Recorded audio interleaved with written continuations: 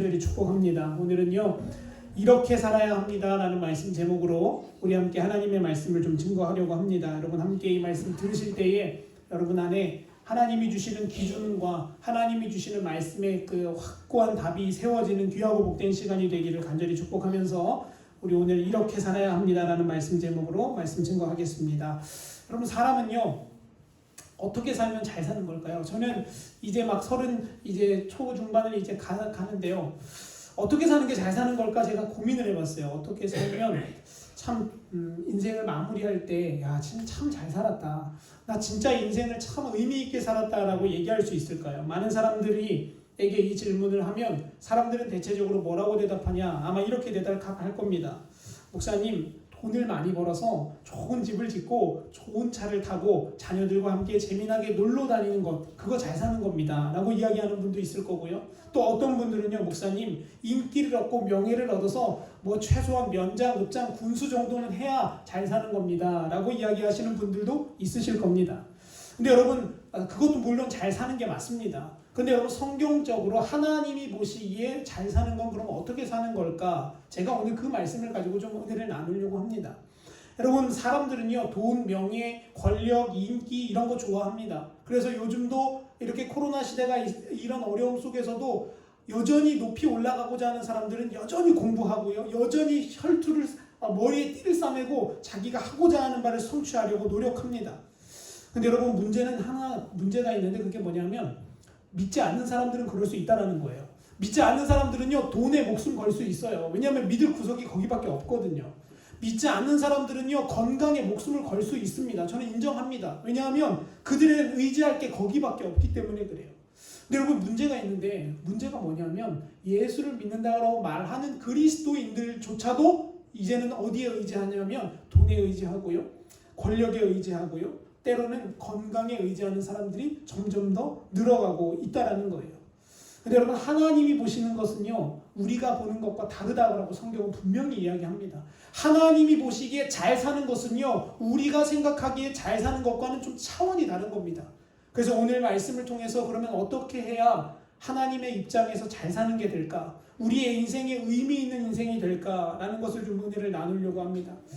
그 첫 번째 사람을 누구를 보냐 하면 저는 다윗이라는 사람을 좀 이야기를 하고 싶어요. 여러분, 다윗 다들 아시죠? 다윗은요, 성경에서 유일하게 하나님께 뭐 받은 사람이에요? 칭찬받은 사람이에요. 뭐라고 하나님이 칭찬하셨냐 하면, 야, 너 진짜 내 마음에 어떻다? 쏙 든다. 너 진짜 요즘 사람들 말로 하면 너 진짜 내 스타일이다 라고 하나님이 다윗에게 말씀해 주셨다는 거예요. 여러분, 저는 이 다윗을 그래서 뭐라고 표현하냐면 참 잘 사는 사람이다 라고 표현하고 싶어요. 참 잘 산 사람이다. 하나님이 그에게 뭐라고 말씀하셨냐? 너 진짜 내 마음에 쏙 맞다 라고 표현하세요. 이거를 히브리어 원어로 보면요, 레바브라고 표현해요. 이 레바브라는 단어는 무슨 뜻이냐면 너와 나의 마음이 통한다라는 뜻이에요. 여러분, 얼마나 축복된 일이 아닙니까? 하나님이 우리에게 뭐라고 말씀하시는 거냐? 야, 안목사야, 너 진짜 나랑 마음이 통한다라고 말씀하는 거가 바로 레바브라는 단어예요. 근데 이 레바브라는 단어를 누구만 들었어요? 성경에서? 다윗이라는 사람만 들었습니다. 물론 성경을 다 찾아보면 아브라함도 이 비슷한 단어의 어원의 단어를 듣기는 들었습니다. 그러나 정확하게 너 내 마음에 쏙 든다라고 말하는 단어를 들은 사람은 누구밖에 없냐면 다윗밖에 없어요. 이 레바브라는 단어는요, 이런 뜻입니다. 하나님과 동기와 목적이 똑같다. 하나님과 영적으로 통한다. 혹은 하나님과 뜻이 똑같다라는 단어가 바로 레바브예요. 여러분, 사람은요, 뭐 보고 판단해요? 겉외모 보고 판단해요. 그래서 여러분, 요즘은요, 못생기면 어디도 못 나가요? 뭐 TV나 연예계도 진출도 못합니다. 요즘 연예인들 잘 보시면요, 여러분, 못생긴 사람 웬만하면 찾아볼 수가 없어요. 정말 특이하게 생기고 이렇게 자기의 그런 신체적인 조건으로 그걸 통해서 인기를 얻지 하는 다 어떻게 생겼냐면 다 잘생기고 다 예뻐요. 진짜 TV 보면 다 잘생기고 다 예쁩니다. 그 사람들은요, 뭘 보냐면 외모를 보고요, 학력을 보고요, 돈을 보고요, 어떤 직장을 가지고 있는지 스펙을 봅니다. 근데 여러분, 누누이 말씀드리지만 하나님은 우리에게 그거 보지 않으세요. 하나님은 우리에게 뭐 보시냐면 오늘 읽은 사무엘상 16장 7절에서 이렇게 말씀하죠. 사람은 겉 외모를 보거니와 사람은 사람의 스펙을 보거니와 하나님은 뭐를 보신다고요? 사람의 마음 중심을 보신다라고 말씀하세요. 하나님은 우리의 뭐를 보신다는 거냐면 우리의 레벨을 본다라는 거예요. 다시 말하면 우리의 동기를 본다라는 거예요. 우리의 목적을 본다라는 거예요. 여러분, 그러니까요, 우리 기도할 때도 뭐를 바르게 해야 돼요? 동기와 목적을 바르게 하고 기도해야 돼요. 하나님이 우리의 기도를 다 들으시는 게 아니기 때문에 그래요. 여러분, 하나님이 성경을 통해서 뭐라고 말씀하시냐면 이사야나 예레미야서를 보면 야, 너네가 가져오는 그 향품 더 이상 내 코에 역해서 맡기도 싫다라고 말씀하세요. 하나님이 너희가 드리는 그 기도 뭐 난다고요? 사람 말로 표현하면 구역질 난다라고 표현하신다니까요. 기도를 안 해서가 아니에요. 예배를 안 드려서 무너지는 게 아닙니다. 왜 무너지냐 하면 동기와 목적이 잘못되었기 때문에 무너지는 거예요. 여러분, 요즘 교회들이 이런 이야기 합니다. 비대면 예배가 맞다, 대면 예배가 맞다. 뭐가 맞느냐? 교회 와야 맞는 거다. 아니, 안 가도 된다. 뭐 왈가불가 말이 많습니다. 제가 그 인터넷 SNS를 하다 보면요, 뭐 감리교 신학대학 교수님들이랑도 친구고요, 뭐 장신대 교수님들이랑도 친구다 보니까 그분들의 글을 막 읽게 돼요. 근데 그분들이 다 자기 생각을 막 써요. 뭐 이 사람은 이게 맞다, 이 사람은 저게 맞다, 막 자기 의견을 쭉 씁니다. 근데 여러분, 하나님은 뭐라고 말씀하실까요? 하나님은요, 우리에게 이렇게 말씀하세요. 오건 안 오건 그건 중요한 게 아니야. 뭐가 중요하냐면 너의 레브가 중요한 거야 라고 말씀하신다는 거예요. 여러분, 이사야 시대 때 왜 예루살렘이 멸망합니까? 예배 안 드려서 멸망한 게 아니에요. 예배 다 드렸어요. 여러분, 그들은 얼마나 예배를 잘 드렸냐면 자기네 동네에서 나는 거로는 만족이 안 돼서 다른 나라에 가서 비싼 재료들을 사다가 하나님 앞에 예배를 드립니다. 우리로 말하면 좋은 의자 사다가 예배 드리고요, 좋은 음향시설 다 갖추고요, 좋은 반주자에, 좋은 드러머에, 좋은 찬양단 다 갖춰놓고 예배하는 거예요. 근데 하나님이 뭐라고 하시냐면 야, 너희들 예배 이제 좀 그만해라. 지겹다. 너희들 예배 듣기도 싫고 보기도 싫다라고 하나님이 말씀하신다는 거예요. 왜 그렇습니까? 그들의 동기와 목적이 잘못됐기 때문에 그런 거예요. 사랑하는 성도 여러분, 저는요, 여러분의 동기와 목적이 바른 사람이 되시기를 축원합니다. 그래서 저도 늘 그걸 고민해요. 하나님, 제 형상과 제가 어떤 옷을 입고 제가 어떠한 차를 타는 것이 중요한 게 아니라 제가 하나님 앞에서 어떠한 동기와 목적을 갖고 살아가는가, 제가 날마다 저를 시험하고 점검하게 도와주십시오 라고 제 스스로 기도합니다. 아무쪼록 하나님은 어디를 보시냐? 우리의 중심을 보신다는 거예요. 그럼 여러분, 우리가 하나님과 중심이 통하려면 하나님의 마음과 똑같은 마음을 품어야겠죠. 그러면 먼저 하나님이 어떤 분인가를 좀 알아야 합니다. 여러분, 성경은요, 하나님을 뭐라고 표현하냐? 요한일서 4장 16절에서 이렇게 말합니다. 하나님은 사랑이시라 라고 표현해요. 아멘이시죠? 하나님은 사랑이세요. 근데 여러분, 하나님은 본인이 사랑이시기 때문에 그럼 어떤 사람을 찾을까요? 사랑으로 가득한 사람을 찾기 시작하는 거예요. 하나님은요, 본인이 사랑이기 때문에 어떠한 사람을 찾냐 하면 사랑으로 충만한 사람을 찾기 시작한다라는 겁니다. 그래서 하나님의 사랑, 하나님의 마음을 잘 표현해 놓은 두 가지가 있어요. 그게 뭐냐면 하나는 율법이고요, 하나는 복음이에요. 다르게 말하면 하나는 우리가 들고 있는 이 글자, 이 문자고요, 또 다른 하나는 뭐냐면 바로 우리를 위해 흘리신 예수 그리스도의 십자가와 보혈인 거예요.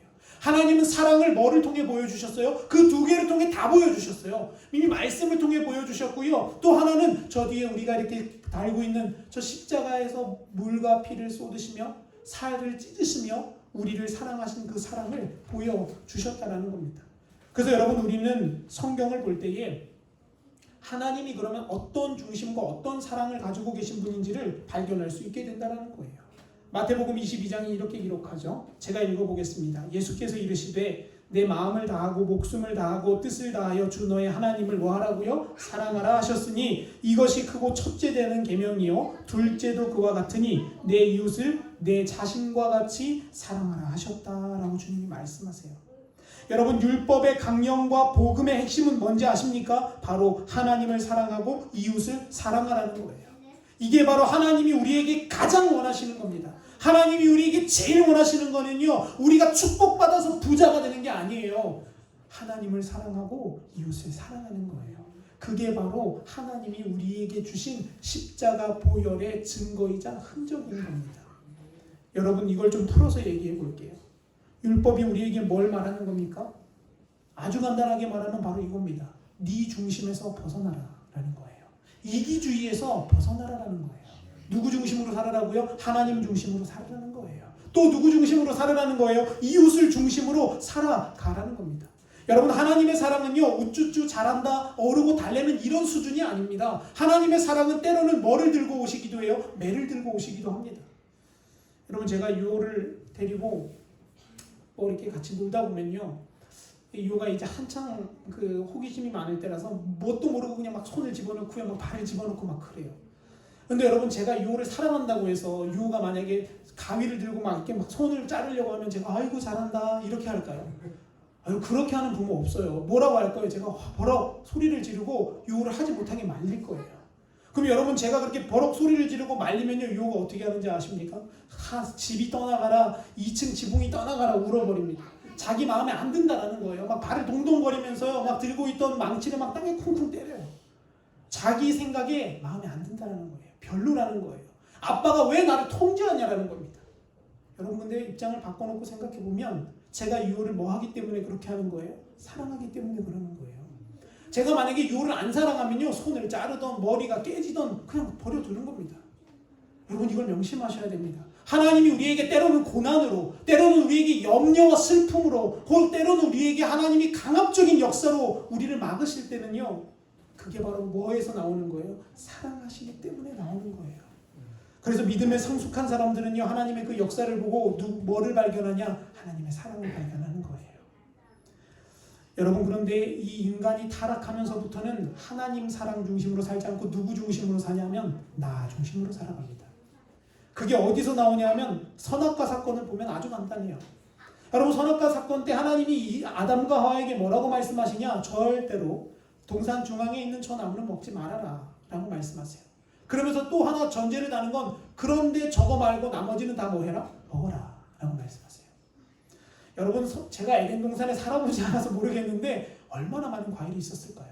얼마나 맛있는 음식들이 많이 있었을까요? 그런데 이상하게도 아담과 하와는요, 꼭 뭐가 먹고 싶은 거예요? 하나님이 먹지 말라는 그게 먹고 싶은 거예요. 이게 바로 사람의 특성이에요. 여러분 사람은요, 꼭 하지 말라는 게 하고 싶어요. 진짜 이상하더라고요. 여러분 유호가 이렇게 길 지나가는데 제가 이렇게 물을 담아놨어요. 근데 평상시 때는 여기 물이 있는지도 모르고 막 지나가요. 근데 제가 안 돼 유호야 물 쏟아줘 이 말을 하잖아요. 그러면 길을 쓰고 이걸 가서 만져보려고 길을 쓰고 달려들어요. 제가 그때 거기서 은혜를 받아요. 여러분 제가 유호를 보다 은혜를 받는데 무슨 은혜를 받냐? 야, 사람이 저렇구나. 하나님이 우리에게 나 저 평상시 때는 그냥 거들떠 보지도 않았는데 하나님이 너 저거 먹지 마, 너 하면 안 돼 라고 말씀하시니까 우리 안에서 뭐가 하고 싶은 거예요? 그게 막 하고 싶은 거예요. 여러분 하나님이 평상시 때는 야 기도 좀 해라 라고 말씀 안 하시면 우리 별로 그냥 뭐 기도할 때도 있고 안 할 때도 있죠. 근데 여러분 어느 날 하나님이 뭐 교회를 통해서 공동체 통해 야 기도 좀 하자 이렇게 선포하셨어요. 그럼 여러분 이상하게도 우리의 삶은 어떻게 변화되는지 아십니까? 기도하지 않도록 변화돼요. 사람이 이상해요. 사람이 그런 습성이 있어요. 하지 말라는 거 꼭 하고요. 하라는 건 또 어때요? 꼭 안 하는 그런 습성이 우리 안에 있다는 거예요. 그게 바로 왜 그러냐면 우리의 중심이 바르지 않기 때문에 그런 겁니다. 여러분 남녀노소 할 것 없이 이제는 다 누구 중심으로 살아가냐? 내 중심으로 살아갑니다. 드라마 보십시오. 드라마에 보면 내가 바람 피면 로맨스고 남이 바람 피면 뭐라고 불러요? 불륜이라고 합니다. 내가 바람 피면 괜찮은데 내 배우자가 바람 피면 어떻게 해야 돼요? 머리끄댕이를 다 쥐어 뽑아야 된다고 말합니다. 여러분 왜 그러냐? 다 내 중심으로 살기 때문에 그래요. 저도 그래요. 여러분 경기하다가 반칙하는 경우들 있죠. 내가 반칙하면 실수고요. 남이 반칙하면 뭐예요? 경고예요. 사람이 그래요. 참 이상해요. 내가 반칙하면 괜찮은데 남이 반칙하면 넌 진짜 나쁜 놈이라는 거예요. 이처럼 하나님은 우리에게 뭘 말씀하시냐? 네 중심에서 좀 벗어나라는 거예요. 누구 중심으로 가라고요? 하나님 중심, 말씀 중심, 성경 중심, 이웃 중심으로 살아내는 것이 복음의 실세라는 겁니다. 하나님 중심적으로 살았던 사람, 그 대표적인 사람이 제가 처음에 말했던 다윗입니다. 여러분 다윗 보십시오. 다윗은요 철저하게 나를 위해 살지 않았어요. 골리앗과의 싸움에서 그 증거가 나옵니다. 제가 말씀 하나 띄워드릴게요. 여러분 한번 보십시오. 눈으로 함께 보세요. 다윗이 곁에 서 있는 사람에게 말하여 이르되 이 블레셋 사람을 죽여 이스라엘의 치욕을 제거하는 사람에게는 어떠한 대우를 하겠느냐? 이 할례 받지 않은 블레셋 사람이 누구이기에 살아계시는 하나님의 군대를 모욕하느냐라고 말해요. 또 그 다음 절 사무엘상 17장 45절은 또 이렇게 기록합니다. 다윗이 블레셋 사람에게 이르되 너는 칼과 창과 단창으로 내게 나아오거니와 나는 만군의 여호와의 이름 곧 네가 모욕하는 이스라엘 군대의 하나님의 이름으로 너에게 가노라라고 말해요. 여러분 이 구절 많이 읽으셨죠? 저도 많이 읽었어요. 근데 여러분 이 구절이 하나님이 우리에게 왜 다윗을 쓰셨는지를 아주 정확하게 보여줍니다. 왜 다윗이 하나님 마음에 쏙 들었는지 이유는 하나입니다. 다윗은 누구 중심으로 살았어요? 하나님 중심으로 살았어요. 다윗은요 자기 욕먹는 게 억울한 게 아니라 누가 욕먹는 게 억울했던 거예요? 하나님이 욕먹는 게 억울했던 거예요. 여러분 우리는 대체적으로 나 자신을 위해 살고요, 가족을 위해 살고요, 내 자녀들을 위해 살고요, 명예를 위해 살고요, 건강을 위해 삽니다. 근데 여러분 다윗을 보면요, 다윗은 자기를 위해 싸움하지 않았습니다. 자기 명예를 위해 싸우지 않았습니다. 누구를 위해 싸웁니까? 하나님을 위해서 싸운다라는 거예요. 골리앗이 자기가 존경하고 사랑하는 그 하나님의 이름을 욕되게 했을 때 다윗은 거룩한 분노로 일어나기 시작합니다. 이렇게 다윗이 할 수 있었던 이유는 아주 간단해요. 다윗은 어릴 적부터 하나님 중심 사고와 하나님 중심의 생활을 배워왔기 때문에 그런 겁니다. 그래서 도저히 하나님이 욕을 먹는 그 상황을 견딜 수가 없었던 거예요. 여러분 근데 그 중심을 누가 보셨냐면 하나님이 보세요. 그리고 다윗을 쓰시고 다윗을 사용하기 시작하는 거죠. 다윗의 중심은 아주 바른 사람이었습니다. 내 중심이 아니라 하나님께 고정된 사람, 내 중심이 아니라 내 이웃에게 그 중심이 고정된 사람이 다윗이었다는 겁니다. 그래서 여러분 다윗은 혼자 도망다니기도 어려운 그 인생 가운데에 몇 명을 데리고 다녀요? 400명을 챙기면서 다니는 거예요. 여러분 만약에 다윗이 이웃을 생각하지 않았다면 누구만 도망가면 돼요? 나만 도망가면 돼요. 사울이 쫓아오는데 400명 데리고 가려면 얼마나 고추장스럽습니까? 여러분 10명만 데리고 갈래도 아주 오합지졸인데 400명의 사람을 이끌고 가려니 가다가 다윗 아마 이렇게 기도했을지도 몰라요. 야 하나님 이제 좀 그만하면 안 될까요? 저 사람들 그래도 나는 싸움도 좀 해봤고 좀 전쟁도 해봐서 빨리 도망갈 줄도 아는데 저 사람들은 좀 느려가지고 따라오지도 않습니다. 저는 아마 다윗이 그런 기도도 아마 했을 것 같아요. 근데 여러분 다윗은요 끝까지 그들을 버리지 않습니다. 다윗은 그 헤브론에 가서 왕이 될 때까지 그들을 챙겨갑니다. 그래서 결국은 그들 가운데 장관을 뽑고요, 그들 가운데 장군을 뽑아서 세웁니다. 여러분 그러니까 어떤 역사가 일어나냐면 평생토록 다윗을 배반하지 않습니다. 그렇게 다윗이 끌고 갔던, 그렇게 목숨과 같이 이웃을 사랑하며 챙겼던 그 400명 중에 나왔던 용사들은 다윗을 위해 적진까지 뛰어들어가서 물을 떠오기도 하고요, 적진 장수를 무찌르기도 하는 변함없는 사람으로 세워진다는 겁니다. 왜 그렇습니까? 다윗이 이웃 중심으로 살았기 때문에 그런 거예요. 여러분 다윗뿐만 아니라 우리의 모범이 되시는 예수님도 마찬가지입니다. 여러분 예수님이 요한복음 5장 17절에서 이런 말씀을 우리에게 남기세요. 한번 같이 읽어보겠습니다. 시작. 예수께서 그들에게 이르시되 내 아버지께서 이제까지 일하시니 나도 일한다 하시매. 아멘. 여러분 예수님은요 본인의 사역을 위해서 본인의 힘과 재능을 쓰지 않았습니다. 자기의 계획대로 하지 않았습니다. 철저히 누구 중심으로 가는 거예요? 하나님 중심으로 가는 거예요. 내가 할 수 있는데도 불구하고 누구 중심으로 가는 거예요? 하나님 중심으로 굴러가는 거예요. 그래서 뭐라고 고백하냐? 나는 쉬고 싶지만, 나는 육신을 입고 있어서 여전히 주저앉고 싶지만 누가 여전히 일하고 계셔요? 하나님이 여전히 움직이시니까 나도 움직인다라는 거예요. 여러분 별것 아닌 고백 같지만 이 고백은 어디에서부터 나오냐면 하나님 중심의 마음 고백에서부터 나오는 거예요. 사랑하는 성도 여러분, 이 중심의 고백이 여러분의 고백이 되기를 간절히 축원합니다. 그래서 여러분도 하나님 중심의 삶이 되시면 하나님이 여러분의 삶을 책임지신다는 걸 우리가 믿음을 통해 경험해야 된다는 거예요.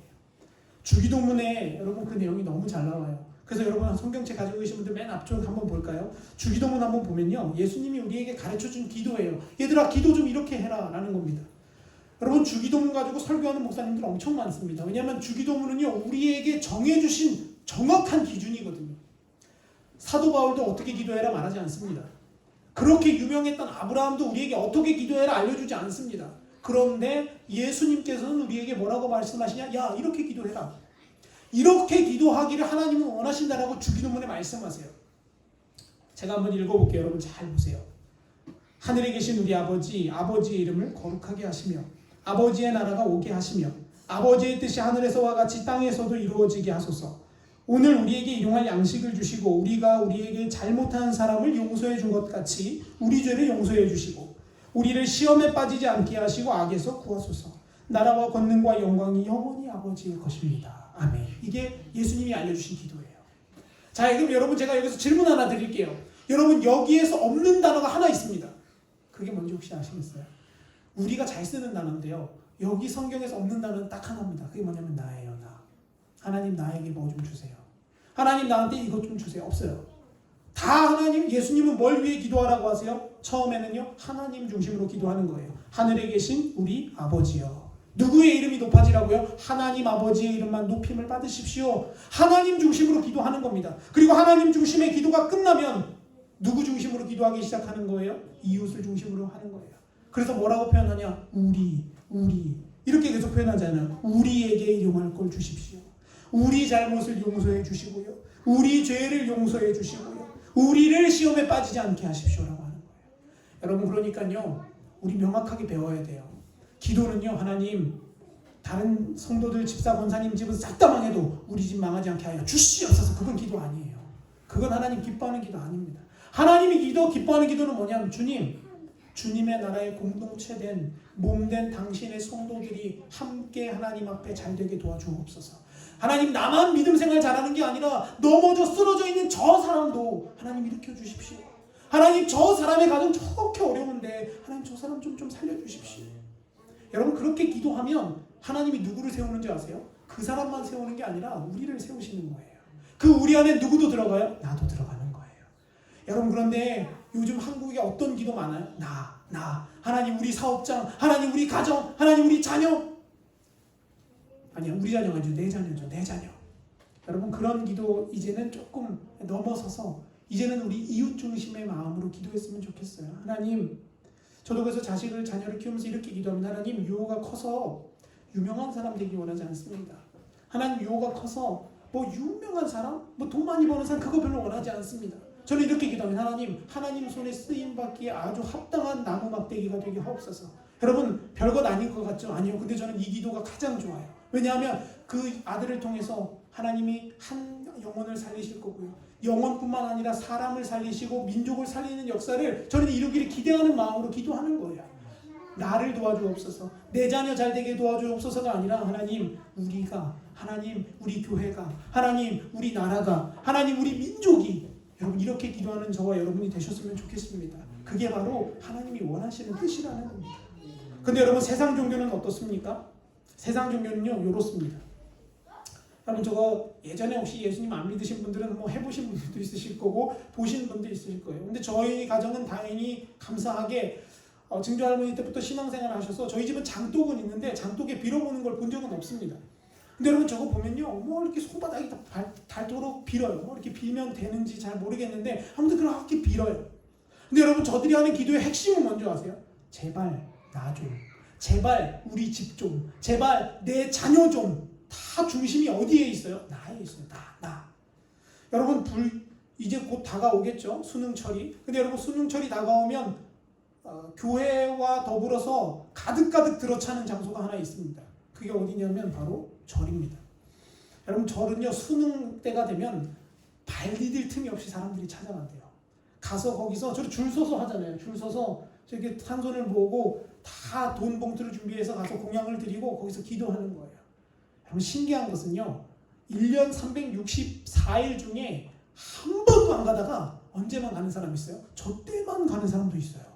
이유가 뭐냐면 내 자녀 좀 잘되게 해달라고, 나 좀 잘되게 해달라고, 나 성공하고 나 복받고 나 건강하게 해달라고 그렇게 비는 겁니다. 세상 종교는요 다 저래요. 그 다음 장면은요 여러분 무당이에요. 무당이 저기 산에 올라가서 정한수 떠놓고 이렇게 목욕 착 하고서 비는 겁니다. 저기다가 제가 예전에 있던 교회에서 실제로 무당에게 신내림을 받았던 권사님이 한 분 계세요. 예전에 그분은요 설악산 근처에서 아침마다 설악산을 올라가셨대요. 대단하시죠. 여자분이신데 올라가서 제가 권사님 뭐 하셨어요? 제가 궁금해서 물어봤어요. 그랬더니만 그런 거예요. 목사님, 제가 그때 부목사 시절 때니까요. 목사님 가면요 제일 먼저 하얀색 옷을 쫙 차려입고 차가운 물을 찾아가야 된대요. 미지근하면 안 되고 차가운 물을 찾아가서 그 차가운 물에 들어가야 된대요. 그래서 제가 권사님 왜 뜨뜻한 물에 샤워하고 가면 안 돼요? 그랬더니 안 된대요.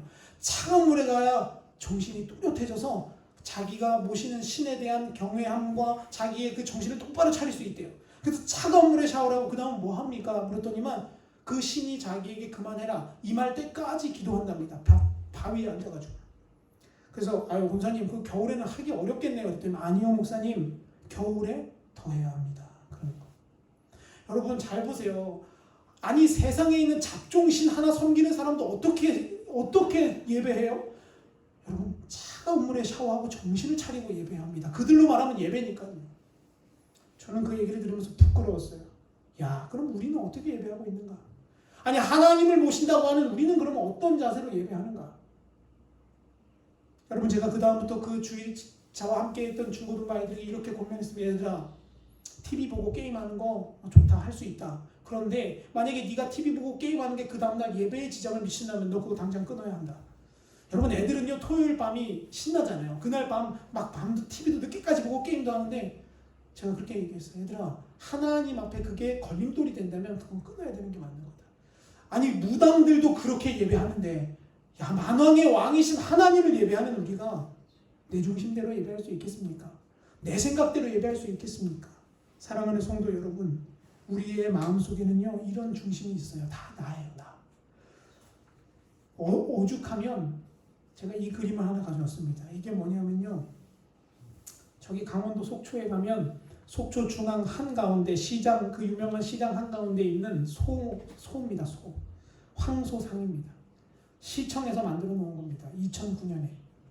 여러분 근데 저 황소상을 왜 만드냐면 황소상은 유명한데 왜 유명하냐? 돈과 부와 명예의 상징입니다. 그러니까 옛날부터 바알 숭배했을 때부터 황소는요 돈, 명예, 성공 이런 거의 상징이었어요. 그래서 여러분 2009년도에 속초시청에서 저거를 속초 한가운데 세웠습니다. 제가 그래서 늘 아이들과 얘기할 때 궁금했어요. 아니 속초 하면 여러분 뭐가 유명한지 아세요? 오징어가 유명해요. 오징어. 아니 그러면 오징어 동상 세워야 되는 거 아닙니까? 왜 황소를 세우는 거예요? 전 이해가 안 되더라고요. 아니 이왕이면 자기네 동네 유명한 거 세워야 되죠. 그런데 여러분 영적으로는요 다 똑같아요. 영의 흐름은 다 똑같습니다. 저 소 어디에도 있는지 아세요? 미국 한가운데도 있어요. 저 소 여러분 미국 한중앙 윌스트리트라는 금융거래가에도 있습니다. 그 윌스트리트는 뭐 하는 곳이냐면 전 세계의 돈의 30%를 쥐락펴락하는 사람들이 있는 동네예요. 근데 거기에도 뭘 세워놓냐면 나 좀 복 받게 해달라고, 나 사업 좀 잘 되게 해달라고 거기도 황소를 세워놓습니다.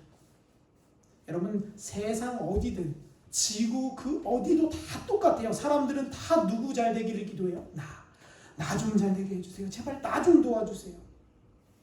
근데 여러분 하나님은요 우리에게 뭐라고 말씀하시냐면 기독교는 나의 종교가 아니라 하나님의 종교입니다.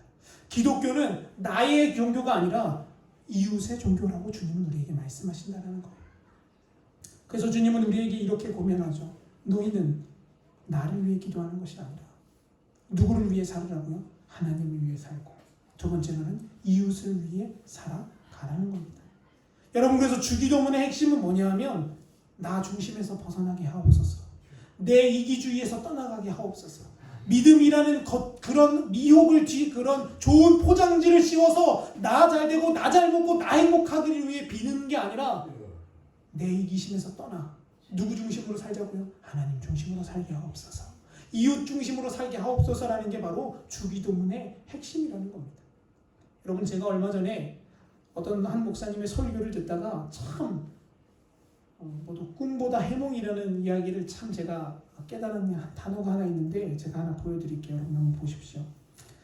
여러분 이 한자가 뭔지 아세요? 충자입니다. 충성할 충. 하나님이 우리에게 뭐라고 말씀하시냐면요. 고린도전서 4장 2절에서 이렇게 말씀하시죠. 맡은 자에게 구할 것은 충성이라고요. 여러분 근데 그 목사님이 이 충자를 띄워놓고 설명을 하셨어요. 이 충자가 참 성경적인 단어라는 거예요. 그래서 제가 왜 저게 성경적일까? 이거 참 물어봤어요. 근데 여러분 저 충자가 뭐와 뭐의 합작이냐면 중자와 마음 심자의 합쳐진 글자예요. 무슨 말이냐면 가운데 중과 마음 심이라는 거예요. 그러면 뭐가 되냐면 충성할 충이 된다는 겁니다. 여러분 충은 뭐냐 하면요 내 중심에서 벗어나서 내 중심에 누구의 마음을 놓는 거예요? 나의 임금의 마음을 놓는 거예요. 그러고 그대로 살아내는 겁니다. 그러면 그걸 보는 임금은 나에게 뭐라고 말하냐? 너 참 충성되다라고 말하는 거예요. 이게 바로 그래서 제가 깨달았습니다. 그러면 우리에게도 하나님이 원하시는 건 뭐예요? 충성이라고 하셨잖아요. 그러면 우리의 중심에 누구의 마음을 놓으라는 거예요? 여호와 하나님의 마음을 놓고 살으라는 거예요. 다시 말하면요, 성도들은 철저히 하나님 중심, 하나님 마음 중심, 하나님 뜻 중심으로 살아가는 것이 진짜 성도의 삶이라는 겁니다. 그래서 주님은 우리에게 이렇게 권면하십니다. 함께 한번 읽어보겠습니다. 시작. 그런즉 너희는 먼저 그의 나라와 그의 의를 구하라. 그리하면 이 모든 것을 너희에게 더하시리라. 아멘. 참 감사하고 좋은 구절입니다. 물론 이 구절의 원래 의미는 성령을 구하라는 의미입니다. 근데 여러분, 성경은요 항상 두 가지의 이중적 내면적 의미를 담고 있습니다. 무슨 말이냐면요, 이스라엘은 멸망했다라는 뜻은 첫째는 진짜 이스라엘이 멸망했다라는 거예요. 두 번째는 뭘 의미하냐? 영적인 이스라엘인 우리가 멸망한다라는 걸 의미하는 것처럼 성경은 항상 이중적 의미의 구조를 갖고 있어요. 그러니까 오늘 우리에게 주시는 이 마태복음 6장 33절도 성령을 위해 구하라는 뜻과 더불어 무슨 의미가 있냐 하면 누구 중심의 간구를 하라는 거예요? 하나님 중심으로 좀 간구하라는 거예요. 여러분 저기 보세요. 그런즉 먼저 누구 위해 구하라고요? 하나님 위해 구하라고요. 여러분, 저와 여러분이 이제 거꾸로 살아오셨다면 이제 좀 이렇게 살았으면 좋겠습니다. 어떻게요? 하나님 중심으로, 그리고 이웃 중심으로. 그렇게 살면 주님이 그 후반전에 무엇을 약속하세요? 그리하면 뭘 주시겠다고요? 네가 필요한 것들, 네가 구하지 않은 것들은 그냥 어떻게? 그냥 보너스로, 그냥 공짜로 너의 필요의 때에 맞춰서 내가 공급하겠다라고 주님이 말씀하신다는 겁니다. 말씀을 정리하겠습니다. 여러분, 제가 예전 어릴 적에 한번 이야기 드린 적이 있을 거예요. 제가 저희 어머니한테 저희로 누님이 세 분인데 제가 막내 아들이라서 저희 어머니가 저를 좋아하시는 것도 있어요. 그런데 그거 말고도 저희 어머니가 어린 시절부터 저를 기르면서 항상 저를 참 좋아해 주셨어요. 그 이유가 뭐냐면 첫째는요, 저희 어머니가 저를 서원했을 때 저는 튕겨져 나가지 않고 그 어머니의 뜻을 잘 받아들였어요. 일단 첫째, 그러니까 어머니의 말씀에 잘 순종했어요. 그래서 어머니가 저를 참 좋아해 주셨어요. 근데 두 번째, 제가 고민했어요. 왜 어머니가 저를 좋아해 주실까? 어떻게 보면 누나들이 보면 참 서운하고 속상할 일이잖아요. 근데 제가 고민을 하다가 제가 한 가지 사건을 머릿속에 기억하게 됩니다. 그게 뭐냐면 제가 예전에 한번 이야기 드린 적이 있어요. 제가 어머니 생신 때 초등학교 1학년 때 제가 첫 선물을 어머니께 가져다 드린 적이 있어요. 여러분, 초등학교 1학년짜리가 선물을 가져오면 뭘 가져오겠습니까? 근데 제가 첫 어머니께 드렸던 선물이 뭐였냐면 혼자서 1학년이니까 걸음이 느리니까 한 30분을 걸어가야 가게가 있습니다. 그 가게 가서 제가 그 가게 진열대를 딱 보고 뭘 살까 한참을 고민했어요. 뭘 엄마 선물을 사다 드릴까? 그때 제 주머니에 돈이 1,000원 있었습니다. 1,000원으로 살 수 있는 선물 여러 가지 막 집었다 놨다 했는데 그 중에 제가 맨 마지막으로 그 1,000원으로 뭘 계산하고 나왔냐면 여러분, 미원을 계산해서 들고 나왔어요. 그리고 제가 어머니한테 가서 그 미원을 드리면서 이렇게 얘기했어요. 엄마, 생일 선물입니다. 나 낳고 기르시느라 고생하셨습니다. 이렇게 말씀드렸어요. 여러분, 저는요 제 아들이 그러면 감동이 될 것 같아요. 그래서 제가 생각했어요. 그때 저희 어머니가 감동을 받으셨구나. 나의 마음의 중심을 보셨구나. 여러분, 그 다음부터는요 저희 어머니가 저를 정말로 사랑해 주십니다. 아들이라서 그런 걸 떠나서요, 어떤 면에 있어서도 항상 제 편이 되어 주시는 분이 되셨어요. 여러분, 이게 바로 믿음의 사랑하는 방식입니다. 우리가 하나님께 그렇게 감동을 드릴 때, 우리의 삶이 그렇게 하나님 앞에 감동이 되어질 때 하나님이 우리의 삶을 책임지시는 분이라는 걸 저와 여러분이 깨닫게 되시기를 축복합니다. 여러분, 우리가 뭘 열심히 해서 되는 게 아니에요. 우리의 중심이 뭐 중심으로 바뀌면 되는 거예요? 하나님 중심으로 바뀌면 되는 거예요. 그래서 제가 오늘 설교 제목을 이렇게 정한 거예요. 여러분, 이렇게 살아야 합니다 라는 거예요. 여러분, 이제는 여러분을 위해 사는 게 아니라 우리 어떻게 살아야 돼요? 하나님 중심으로 살아가야 합니다. 말씀 중심으로 살아가야 합니다. 때로는요 그렇게 살다 보면 뭐가 와요? 핍박과 고난과 환난이 옵니다. 근데 얼마 전 제가 그 93.3 기독교 방송을 들으면서 차를 운전하고 가다 주기철 목사님의 이야기가 나온 그것을 들었습니다. 그 소개하는 분이 이렇게 이야기하시더군요. 주기철 목사님은 철저히 하나님 때문에 산 사람이다. 맞아요. 여러분, 주기철 목사님은요 가족들도 그 삶의 우선순위가 아니었어요. 그렇다고 가족을 버렸다라는 게 아니라 하나님보다 가족을 절대 우선에 두지 않았다라는 겁니다. 주기철 목사님은요, 자기의 건강을 우선에 두지 않았습니다. 여러분, 주기철 목사님 어떻게 죽었는지 다들 아시죠? 돌아가셨는지 수많은 고문을 당하다 죽었어요. 그 고문 중에 하나 유명한 고문이 있죠. 못을 쫙 박아놓은 다음에 그 못 위를 걷게 하고요, 그 못 위에 눕혀서 두드려 패고요, 그 못이 그냥 살을 뚫고 지나가는 거예요. 말 한마디만 하면 되는 거예요. 뭐 하겠다고요? 예수 안 믿겠다고요. 그리고 나서 나중에 뭐 하면 돼요? 회개하면 되잖아요. 아니요. 주기철 목사님은 그렇지 않으셨습니다. 왜냐? 주기철 목사님의 중심은 내가 아니었어요. 누구냐? 하나님이셨습니다. 주기철 목사님의 그 중심은 누가 계셨냐? 성령님이 계셨기 때문에 그렇습니다. 여러분, 그러므로 사랑하는 성도 여러분 모두도 이런 하나님 중심의 삶을 살아가게 되시기를 축복합니다. 여러분, 그렇다고 해서 오늘부터 기도하지 말라는 얘기가 아니에요. 내 기도하지 말라는 얘기가 아닙니다. 우선순위를 바꾸라는 거예요. 우리의 우선순위가 하나님께 고정되어질 때 하나님이 우리의 삶을 책임지시고 하나님이 우리의 삶을 인도하시고, 때로는 역경과 고난과 염려와 슬픔이 안 올 수 없습니다. 오긴 오지만 하나님은 우리에게 뭘 주시냐? 그 역경을 뛰어넘을 힘을 주실 줄 믿습니다. 그러므로 사랑하는 성도 여러분, 오늘도 우리 이렇게 살기를 소망합니다. 오늘 이 성경문을 나가면서부터 우리 무슨 중심으로 살아요? 하나님 중심으로요. 그리고 또 누구 중심으로요? 이웃을 중심으로 살아가기를 간절히 축원합니다.